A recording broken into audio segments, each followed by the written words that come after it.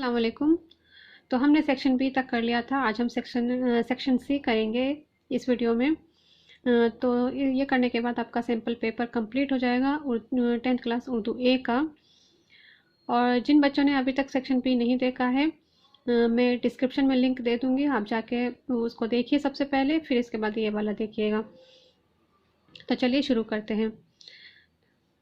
तो उसमें हमने मतलब 25 सवाल उसमें पूरे हो गए थे, और सेक्शन सी में आपके 25 सवाल आएंगे जिसमें से आपको 20 करना होगा। तो बहुत ज़्यादा ऑप्शन है, पूरे मतलब 5 सवाल का आपके पास चॉइस मिलेगा कि आप चूज़ कर सकते हैं, 5 सवाल छोड़ सकते हैं अपने अपने हिसाब से। तो चलिए शुरू करते हैं। सवाल नंबर 26, गुदड़ी का लाल खाके के मुसन्निफ कौन है?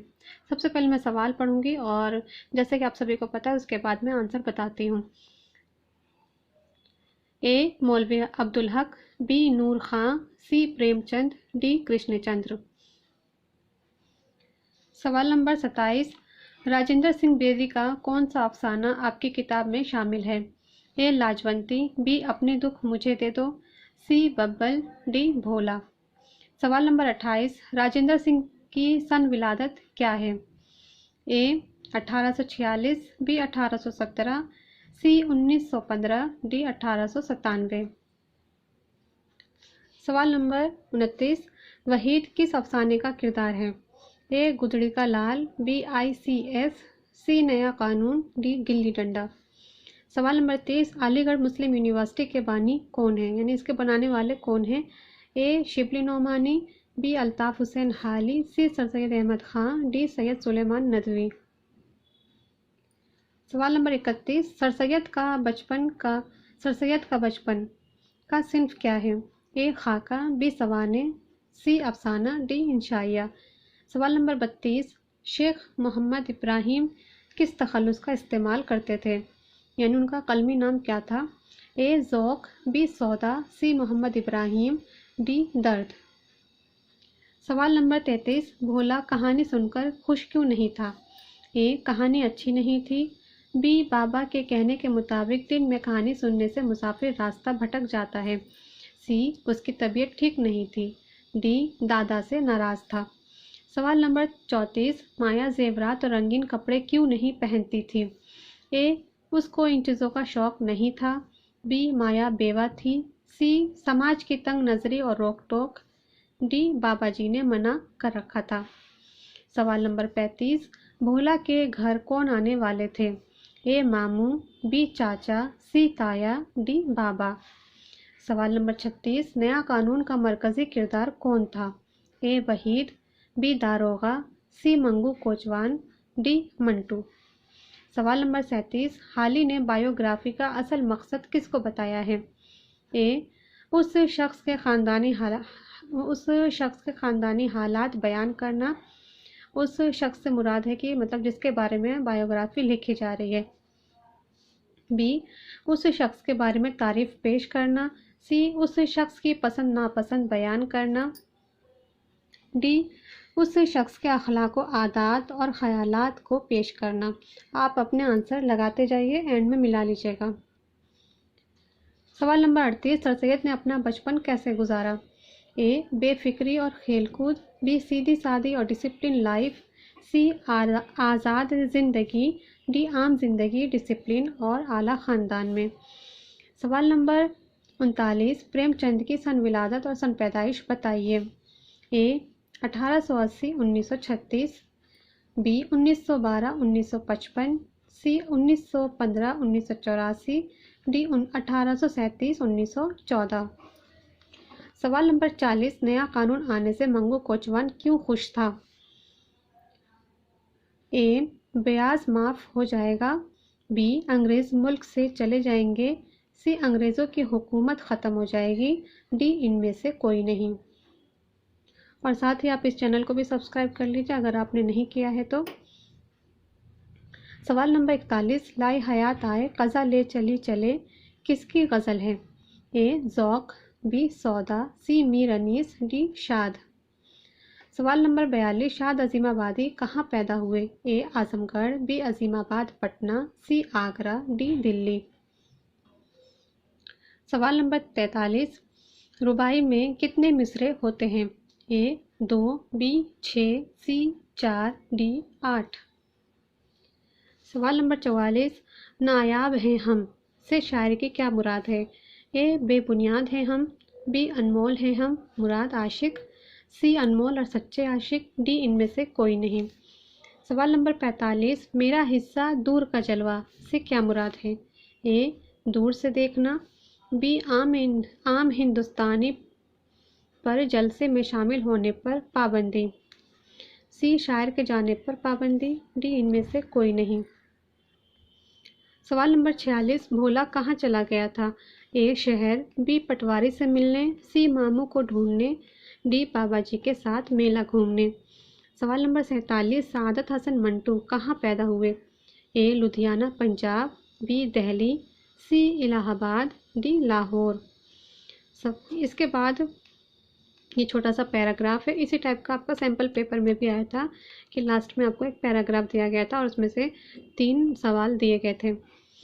तो ये पैराग्राफ है, लीडरों की अजमत का अंदाज़ा उस्ताद मंगू हमेशा उनके जुलूस के हंगामों और उनके गले में डले हुए फूलों के हारों से किया करता था। इस पे सवाल बनते हैं। सवाल नंबर 48, उस्ताद मंगू कौन था? ए पहलवान, बी दुकानदार, सी कोचवान, डी कोतवाल। सवाल नंबर 49, ये पैराग्राफ किस सबक का है? ए ICS, बी नया कानून, सी भीख, डी चोरी का कफारा। सवाल नंबर 50, उस्ताद लफ्ज़ का मुतरादिफ क्या होगा? ए शागिर्द, बी तालिब इल्म, सी गुरु, डी असातिज़ा। अब मैं इसके आंसर बताऊंगी, आप भी अपने आंसर मिला लीजिए। तो सवाल नंबर 26 का गुदड़ी का लाल खाके के मुसन्निफ बी नूर खां हैं। सवाल नंबर 27, राजेंद्र सिंह बेदी का कौन सा अफसाना आपकी किताब में शामिल है? तो डी भोला शामिल है। 28 है, राजेंद्र सिंह की विलादत क्या है? तो सी 1915, अमृतसर में पैदा हुए। सवाल नंबर 29, वहीद किस अफसाने का किरदार है? तो वो है वहीद है ICS के। सवाल नंबर 30, अलीगढ़ मुस्लिम यूनिवर्सिटी के बानी कौन है? तो अलीगढ़ मुस्लिम यूनिवर्सिटी सर सैयद अहमद खान ने बनाई थी। सवाल नंबर 41, सर सैयद का बचपन का सिंफ क्या है? तो ये वो है बी सवाने हैं।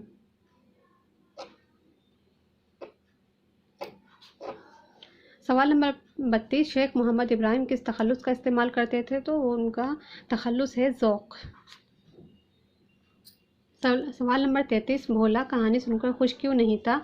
तो इसका आंसर होगा बी, बाबा के कहने के मुताबिक दिन में कहानी सुनने से मुसाफिर रास्ता भटक जाता है।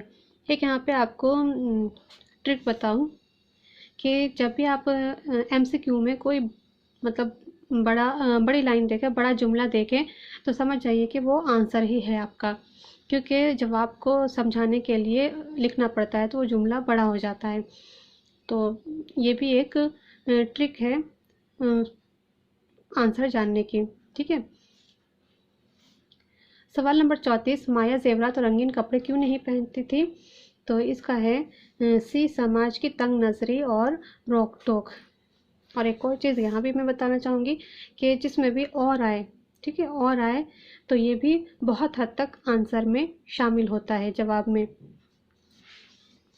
सवाल नंबर 35, भोला के घर कौन आने वाले थे? तो भोला के घर मामू आने वाले थे उसके।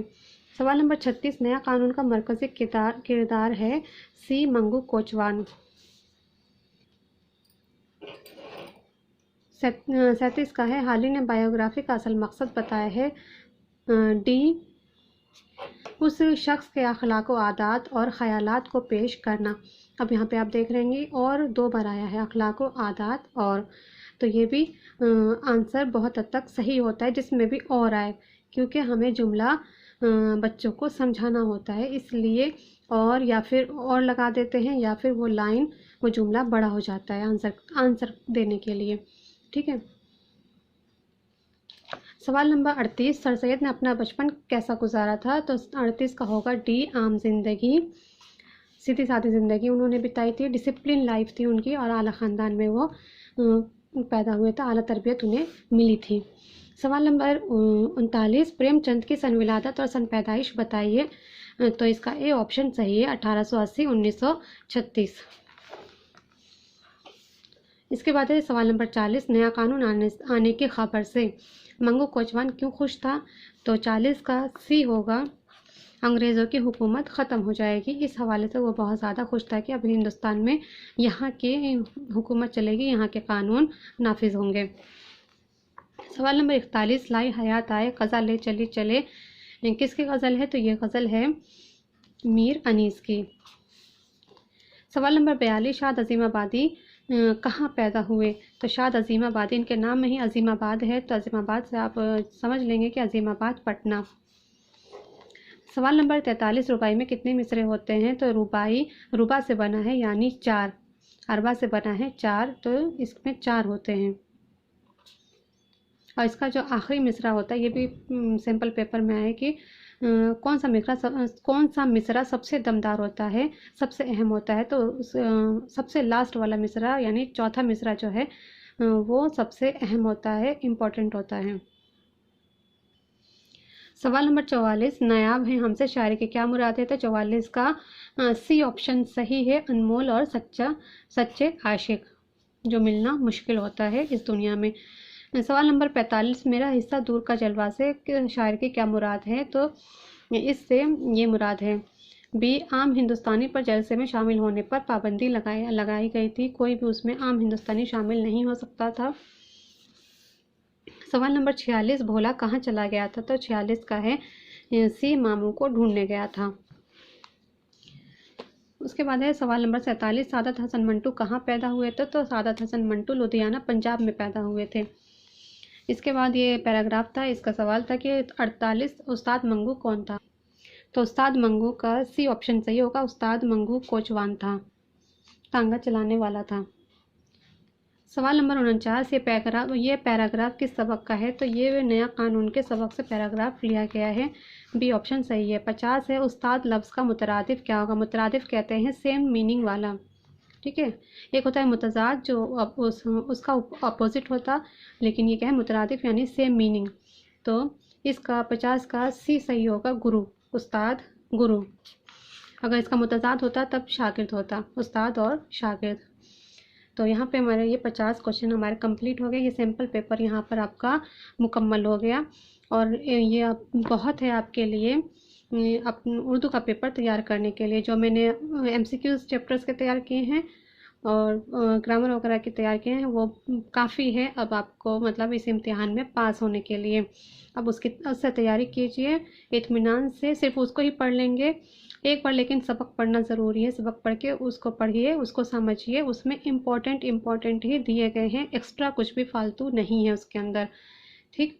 ज़्यादा सवाल अहम नहीं होता है, सवाल वही हो जो उसमें आ सकते हैं, एग्ज़ाम में आ सकते हैं, उतना ही आप पढ़िए, ठीक है। सवालों के ढेर लगाने से कुछ फ़ायदा नहीं होता है। और आखिर में ऑल द बेस्ट आप सबके लिए, सब बच्चे कामयाब हो अपने अपने इम्तिहान में, सारे सब्जेक्ट में।